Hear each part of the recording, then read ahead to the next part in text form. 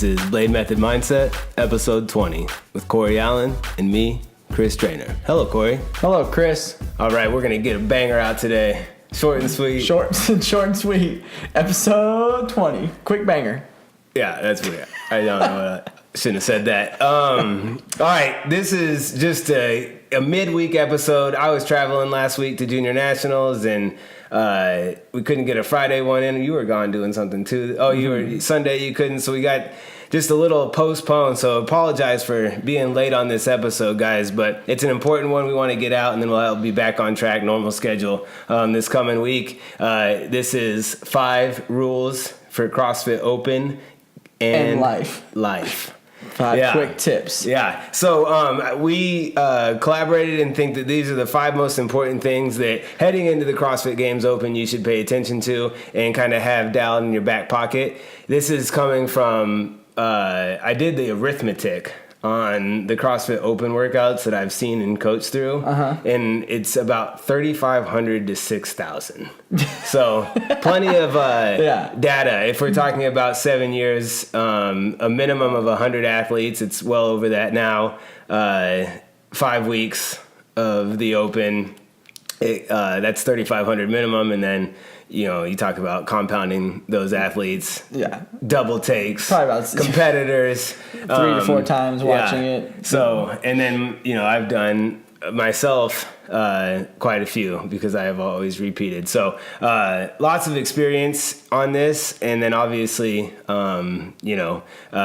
we've coached a lot of high-level athletes to big things, so we're going to continue to do that this year. But what this is for our everyday athlete, and actually it's for all athletes, high level or not. Anyone can use this. But whether you're a newbie and a first timer, or this is your 5th or 6th year going into the Open, these are super important things to have dialed down. So we'll get right into it.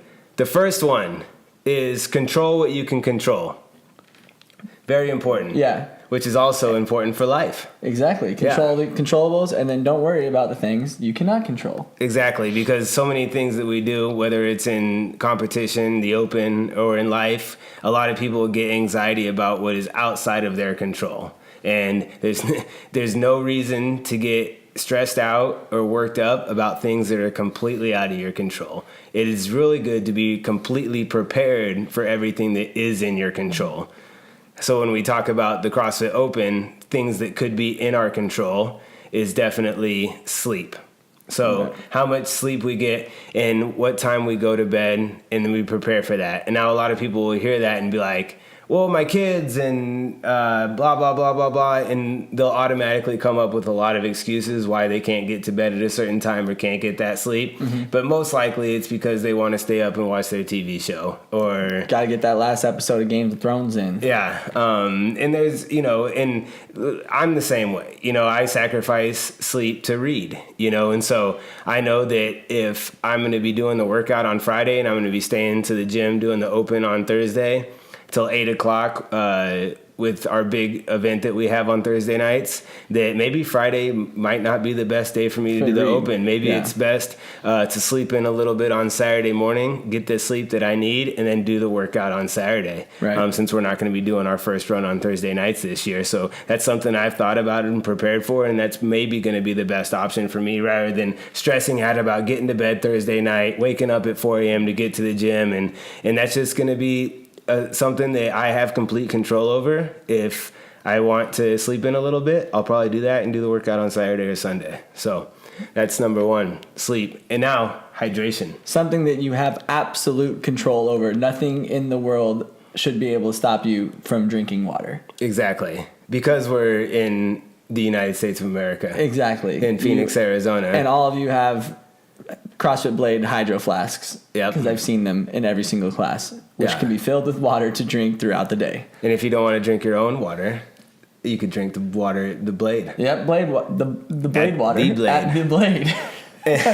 and this is something that we've talked about, and this is the 20th podcast. Probably 15 out of the 20th podcast is being proactive on your hydration. Yeah, so that's not going to go water. First thing in the morning, 20 to 24 ounces, chug water, straight down the gullet. Absolutely vital to life. you'll be a better human being. If you drink the water. If you're proactive on your hydration. And continue that throughout the day. Yep, exactly. And if you're not having to pee every 15 minutes by the time you do the open workout, you're not hydrated enough. You're not and that's just a water. fact. If it's not the coach yelling 2 minutes before the workout starts and you don't have to run and go pee, then you're not hydrated enough. You haven't had enough water. Yeah. And so hydration can also be, not just water, but also getting electrolytes in. Mm-hmm. Obviously this time of year, we're not sweating as much as we would be maybe later towards the end of the open. It's not as hot out. It's actually freezing outside right now, it feels like. Absolutely cold. Yeah. But we do sweat out more than water, and we need to replace those minerals with some form of electrolytes. I choose Rehydrate. It tastes good, and it's actually got electrolytes in it. Like some companies say they're electrolytes, and there's nothing in there, but there is in that one, so that's the one I choose. And then your nutrition. Yeah. So you can always control what goes into your mouth. And if you're going to have the open workout on Friday afternoon at 3:30, maybe best not to go to Red Robin for the company Friday lunch and have a cheeseburger and fries, right? Most likely you want to, and we'll talk about this in the next one, but you want to do what you always do and maybe eat a little bit cleaner than you normally would. If it's a normal Friday and you're out, hanging out, get Friday burritos and things like that. Maybe taper it back knowing that you have to do that workout later on that day. That's a good thing we don't have the workout on Tuesday, so we can still slam our fat burritos. Yep, because I'm not changing that.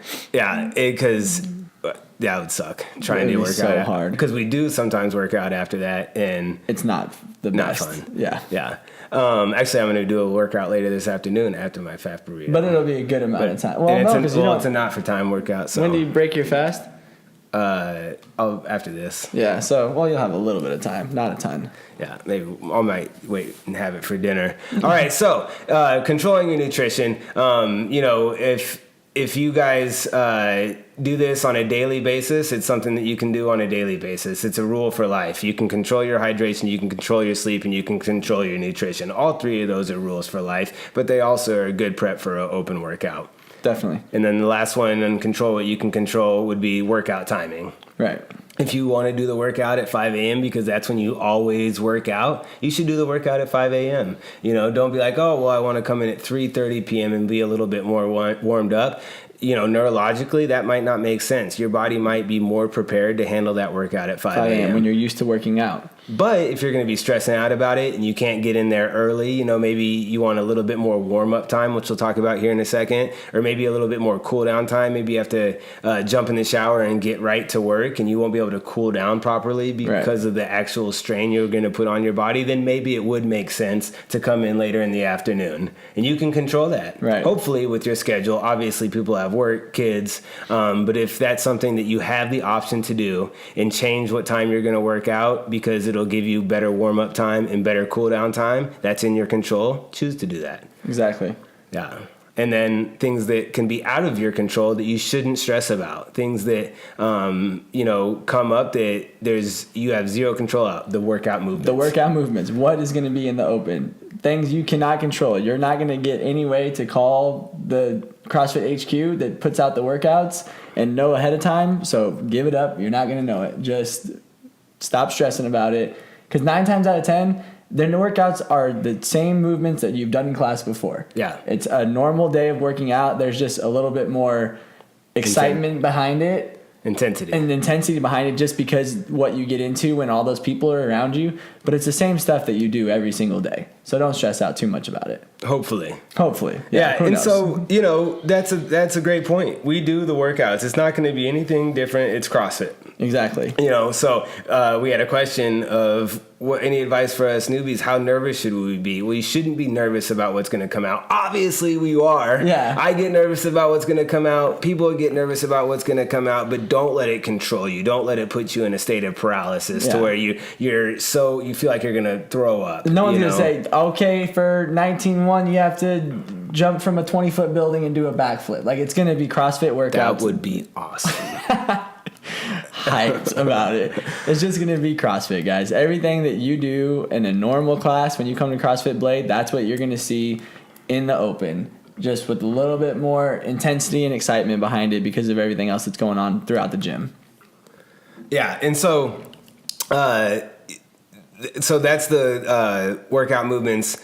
Sorry, my contractor just texted me. We might have a brief intermission when someone comes in the garage door to... Well, they're not going to come in the front door. He's going to come in the garage door. Good. So we won't We're have set. people carrying stuff in front of the camera. Hey, hello, how you guys doing? Yeah, so the next thing would be what other people do, right? So maybe you've got a little friendly beef in the gym, you know, and your buddy that you've gone against in the open workouts for the past 3-4 years, you've got that competition, or maybe you're a master and you're trying to make the top 200. Whatever that is, you can't control what other people are doing, so just worry about yourself. If you're trying to score points for your team or whatever that might be, I think without, a next level besides the masters, this kind of gets controlled for us, you know, a little bit. You know, it used to be a lot more stressful for you to have to worry about what everyone else is all the doing, other top 15 teams in the region are doing. Exactly. And we Not worry stressed about anymore. them. Now we don't care. Not stressed at all. Yeah. And so, you know, but if that is you and you do have something in this open that you're competing for, you can't control what others are going to do. So just worry about what you can do. And that's take care of the things that we just covered with the sleep, hydration, nutrition, and your workout timing, and then let everything else go. Now, one thing that you might not be able to control is your workout timing. Right. Maybe you have a super busy schedule. And that's the time that you have to get in. And you have to miss Friday and you're only going to get there on Sunday, something like that. Well, if that's the situation, you got to make the best of it and come in when it is that day, and then control all the other things, your hydration, your nutrition, your workout prep, your cool down and all that, and just hit the best workout you can on that day. Yup. Sweet. So the second rule for the CrossFit Open is day of nutrition control. Don't change your routine. Yeah. I eat like this 364 days out of the year. Today, switching it up. Yeah. I'm going to be... Today, I'm going completely... No carbs today. That's what I'm going to go for. Yeah, that wouldn't be smart. Yeah, not smart. Unless you're keto. Yeah. But so, you know, that's the thing is... a lot of times people have this big event like the Open or another competition, or maybe they have a race or they're doing a big mountain bike, whatever it is, and now they're going to do something completely different because they read about it in Shape Magazine or, what Billy Bob Thornton's doing to get ready for a movie they're going to do. Right. You know, and so, no, do what you do because you train like a professional athlete 5 days a week. That's what you do, train like. And your body knows and is used to what you do on a regular basis. Hopefully that's, you know, what we just covered. It's all really dialed in and it's good. If it's not, then we can still work on that, but don't change a lot. Yeah. Do what you normally do. If you're a 5 a.m. brew crewer, maybe change that just for going into the workout. But after you hit your workout, then go ahead and do that. Yeah, or come back in the afternoon. Come back in the afternoon and hit it another time. Yeah. So there's no sense in changing everything that you do on a normal basis. Your body's not going to react well to that. If you eat a certain way every day of the week, and then now just because it's the Open, you decide to change that, your body's not going to be happy with that, especially with the nerves of the Open as it is. Just keep everything else the same. And the myth of carb loading, like the night before, don't be like, oh, well, gotta pound... 6 cups of pasta to be carb loaded. And I don't want to get into the spiel of this, but carb loading is a myth. All of our glycogen stores are always full, usually, generally, unless you're in ketosis. But so eat your normal food, a little bit of carbohydrates the night before, a little bit of carbohydrates in the morning is perfectly fine. You don't need to bog yourself down with 150 grams of carbohydrates the night before. There's nowhere for those carbohydrates to be stored except for your fat cells. And it's not just gonna make you feel good. Right. So don't be thinking about carb loading. Yeah. And the most important one is don't smash tons of new pre-workout or supplements the day of. Yeah. A lot of times people get in the competition mode and they're hitting, the C4 down. You're gonna die. All the branch chains, and they're getting, new pills and blah, blah, blah. Super mixture, shaker bottle going on. Nitric. Yeah, your heart's going to stop. Yeah, That's what's gonna exactly. happen. If you haven't taken a pre-workout or is it not something that's part of your normal routine, don't be busting a new pre-workout. Which is amazing to me that so many people do. They're like, oh man, like I'm like, what's up, man? Why are you feeling? He's like, I feel sick today. I'm like, what's going on? I tried this new pre-workout. I'm like, have you ever tried it before? No, just John gave it to me, so I took a scoop of it. I'm like, what is wrong with you? That's a bad idea. Yeah. Not a good idea. Yeah, and pre-workout can be beneficial, but we get our heart rates up so high during the open workouts that if you are taking things that are combinations like taurine and caffeine and ginseng and all these things that are geared to be nervous system stimulants, and you take it right before a really, really hard 10-minute AMRAP, usually it makes you feel worse. Yeah. It probably isn't going to give you that performance edge. I think 100 milligrams of caffeine, some vitamins, is really all you need. You know, I PR'd my shoulder press this morning, 3-rep shoulder press after Half cup of coffee. No warm up. Yeah. Half cup of coffee, and no food. Right. No pre-workout, no Fasted. supplements. And we hadn't been periodized strength training the shoulder press. And I periodized strength train the shoulders for 10 years. Yeah, I was just going to say. And we haven't done strict shoulder presses on a barbell. We did them once last week just to kind of kick it back. But like in months, I should have looked on my Wi-Fi to see when the last time we did a 3-rep shoulder press. It's been a long time. And I hit a 5-pound PR today, which is crazy because I used to ham on the shoulder press. All the time. 80-pound dumbbells, seated. With the cutoff shirt, for sure. I'd be like, yo, spot me to get these up to the shoulder. Pull the wrist up. Yo, if you can't get the dumbbells to your shoulder on your own, you should not be doing You're not allowed them. to be shoulder pressing them. But you tell a 24-year-old Chris Trainer that. Yeah. It always amazed me, like, when you used to see it, people would grab, like, their wrists and help them. Like, what are you going to do with that 100-pound? You ain't holding that. If that gives out, it's dropping right on their chest. It's over. Yeah. Just or the elbows. A quick buckle. Pushing the elbows in at the top. 2 80-pound dumbbells just popping your head like a pumpkin. Yeah, you are done for. Yeah. All right, I have no idea where we're at. Oh, yeah, probably because we were talking about pre-workout. Yeah. So don't take a bunch of new pre-workout the day of the open. Keep to your normal routine, just like everything else. If you a little caffeine in you, and you'll be ready to rock. And you're going to be so hyped up just from everyone being there anyways that you won't really need it. Exactly. You look like Ashley spinning around the floor not knowing what to do with herself. Oh, yeah, Ashley took the muscle fuel last year Thursday night. Yeah, before, I have it on video, I have to pull it back up. Before 18.5, which was like a 7-minute of nothing but burpees and chest to bars, so super high heart rate the entire time. And for the 5 minutes before we started, Ashley was just like spinning circles and had no idea what to do with herself. Her hands were like flopping all over the place.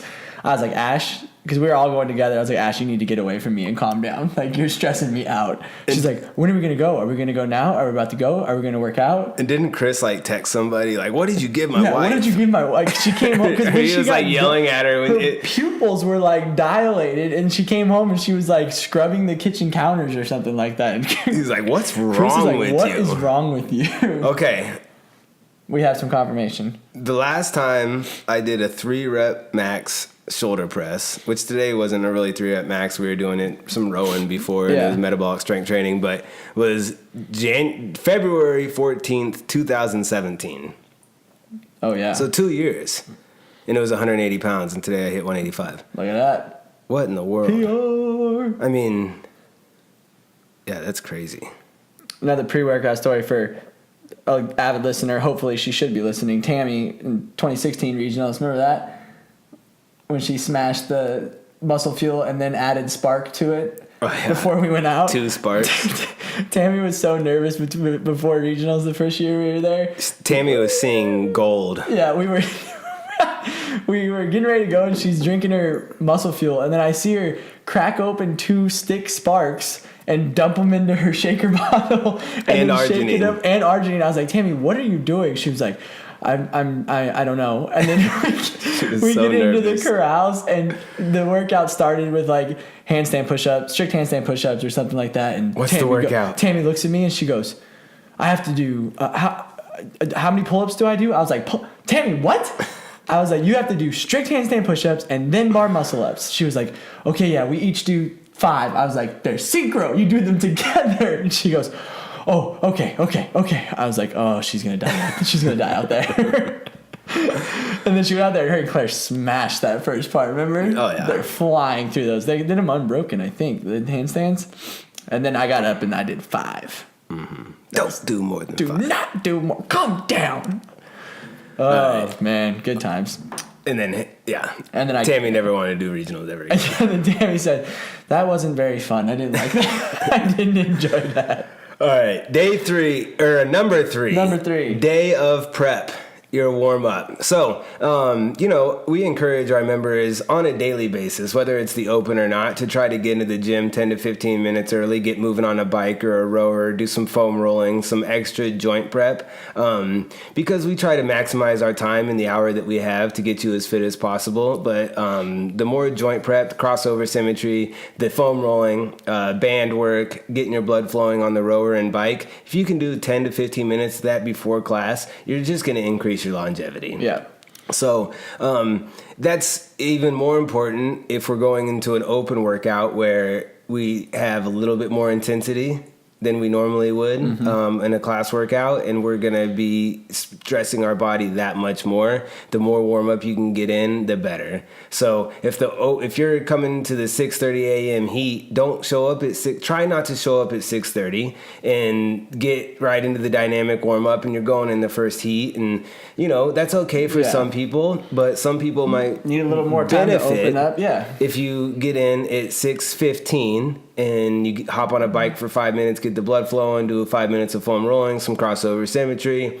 We provide a written out warm up and Watify and some extra stuff that you'll be able to do. And you can always ask your coach, and they're happy to help you do that extra warm up. So especially if it's a longer, more complex workout. Yeah. If there's muscle ups and chest to bars or handstand walking or in a heavy lift, especially something like that. Those muscles before it comes up to it. Get ready for it. If it's rowing and burpees, okay, we still want to warm up a little bit more, because the more you warm up, the better you're going to feel in the workout. Right. That's just a fact. A lot of people think that the warm up is going to wear them out for the workout, which is just a complete farce. The more you warm your central nervous system up, the more you joint prep, the more you work your heart to get to that aerobic state of energy, the better you're going to feel. So warm up is absolutely crucial. And the better you warm up before a workout, the better you feel. So please try to come in a little bit earlier and do it.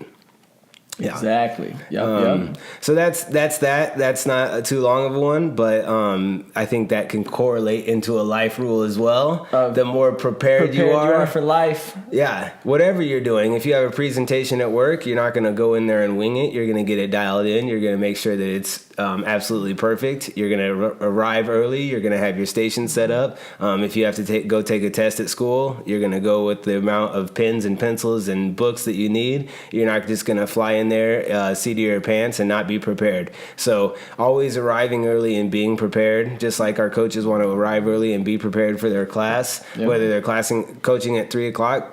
Arrive early, get the gym ready, be prepared. Everything that you do, takes a little bit of proactive initiative. So be prepared for life. So that goes straight into the fourth one, which is your post-workout recovery and cool down.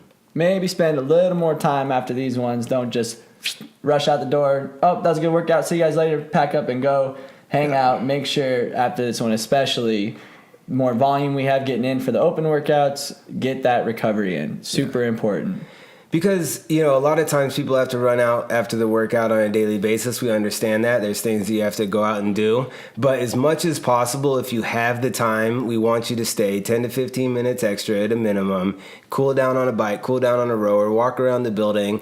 Hit 3 stretches that I always put on the cool down, floss your shoulders, floss your hips, floss your hammies, pigeon stretch, couch stretch. Like I put the same ones on there every time to not overcomplicate it. You don't need to tie up 4 different bands and, getting a Kama Sutra book out to to getting some different stretches and poses. Just get through the you ones just that we need to do the all basic time. ones. Yeah. Like just get on there, sit in them for 3 to 4 minutes, and your body's gonna really thank you. So if you can do that during the open, when that extra intensity is applied to the workout, you're going to do yourself a lot of favors, and be ready if it came to where you had to do it again, which we'll talk about in a little bit. But that's super important. Cool down, stretch, recover. And we understand that sometimes that's not possible, but when it is possible, take the extra 15 minutes and do that, and you'll drastically increase your longevity of the sport and your fitness and your life. Because for a lot of times, you get done with the workout and you spend 8 to 10 minutes talking to your friends, which we want you to do, but maybe just ask them, hey, let's come talk over here while we're in a stretch for these 8 to 10 minutes. Then you get your social life in with all of your friends at the gym, but you're also knocking out the stretches, and then you can get going home. Yeah, the Baker Bros, former guests of the podcast. Yep. They always stay after and talk. Ooh, yeah. Oh, I want to get in trouble with their women. But they're always hanging out and not always stretching. They're kind of just sitting there and hanging out on the turf or up against the wall. And I always yell across the gym at them, stretch! Do something. Sit in a pigeon and talk. Yeah. Sit in a half kneeling lunge thing. Yeah, whatever. I don't know all the names. What is it, yoga? Yeah, and stretch, and that will be your post-workout recovery. You're socializing and stretching. Yeah, exactly. All right, that's important. Number 5. Should I do RX or scaled? RX life, fool. The big question. Yeah, and obviously this depends on the workout. Mm-hmm. There's going to be workouts that a lot more people will be able to hit RX. There's going to be workouts that maybe very few people are able to. So it's workout dependent. Excuse me. I tried to cover that up.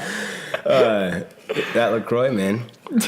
So I have a couple of different approaches to the approaches people can take to this.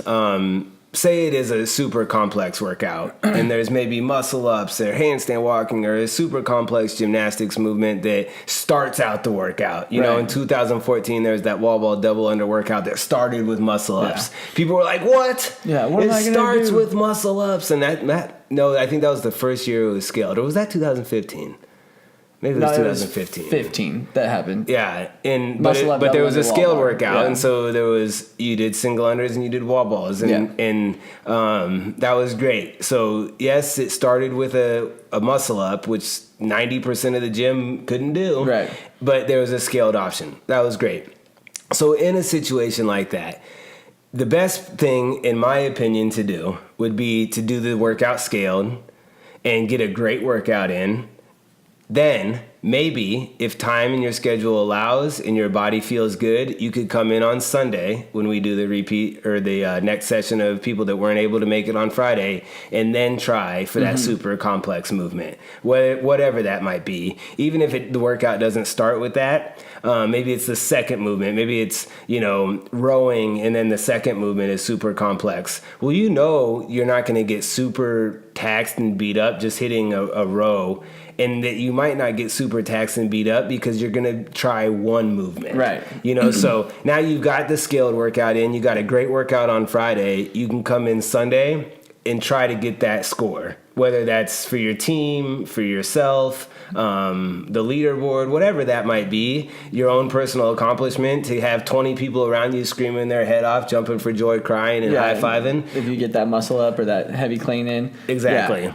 That might be the best option, and I'd approach it that way. Rather than coming in on Friday, not being prepared, and you're trying for 15 minutes to get one movement that you haven't really practiced, you're not prepared for it, you don't get it on Friday, you didn't get a great workout, and now you're going into the weekend, and then you come in on Sunday and more of the same. Right. I'd much rather see someone go scale, get a great workout, get fitter, maybe come in on Saturday and give it a little bit of practice, and then Sunday give it another go with the complex movement. That's my advice, and we can talk about that more Obviously, it's person dependent too. Yeah, Yep, exactly. You know, no two people are going to be alike in these situations, and you're more than welcome to consult your coach or confide in your coach what that best option is, and we want to help you through that and talk you through that and give you our best advice, and just listen to what your coach has to say because they have your best intentions at heart. Yeah, there's definitely there's a difference between someone who is going to stare at the rings for 15 minutes no matter what. Yeah, if you don't have a strict pull-up or even a pull-up, obviously you're not going to be doing a muscle-up. So between that and the person who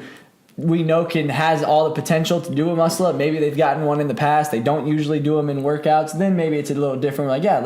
This is the open, let's get that muscle-up in a workout today. We'll get it done. And then, we can work through that together. But it's definitely dependent upon the person and your skill level, and that's why we're all here as your coaches to help you decide and decipher between which one to do, which version to do. Yeah, we don't want to just not do anything for 15 minutes just for the sake of saying I did it RX to not do anything, right? Yeah. It's 50 cows on the rower. Yeah, time.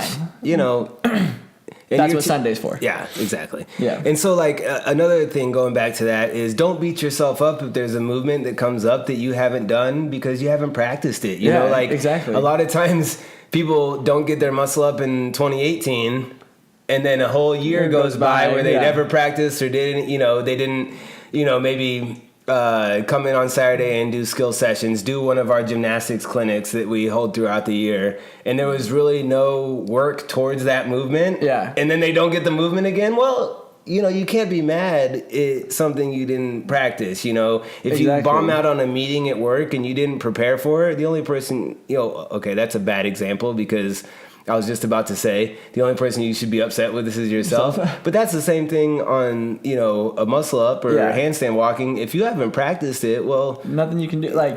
Not to toot anyone's horn or to make anyone else feel bad, but there are a lot of people that have come to me or to other coaches and say, I want to get a muscle up. And we tell them the same protocols that we tell everyone else that has the ability for the strength that needed, the progressions that they need to do to get a muscle up. 9 times out of 10, that person says, okay, thanks, walks out the door, and then never does that thing. Yeah. But Grady, who said, I want to get a muscle up, Claire gave him, he's a 16-year-old kid, Claire gave him strict protocols. You need to do these things every day. Come to class 10 minutes early and crossover symmetry. 16-year-old kid came in every day and did it. And got his first strict muscle up, probably 3 weeks, a month after, but did the protocol every single time he came to class. And he didn't have to blot out another hour of his day. He came in 10 minutes early before his class started, did his strict muscle up protocol, got a strict muscle up, went to the gymnastics series this weekend, got his kipping muscle ups. He'll be doing muscle ups in the open now, and he didn't have any before. Which is just incredible. Yeah, because he listened. He's a long, lanky kid. Yeah, he's not like a 5'2", stocky. He's not developed. His body type isn't made for muscle ups. Muscle ups. He's long. He's got long levers, but he did the protocols that his coaches prescribed for him, and he came in and did the work on his own, what he was supposed to do, listened to advice, and now he's going to be doing muscle ups in the open this year, which is super exciting for him because he's going to be able to smack some. Yeah, I gotta make a post on that.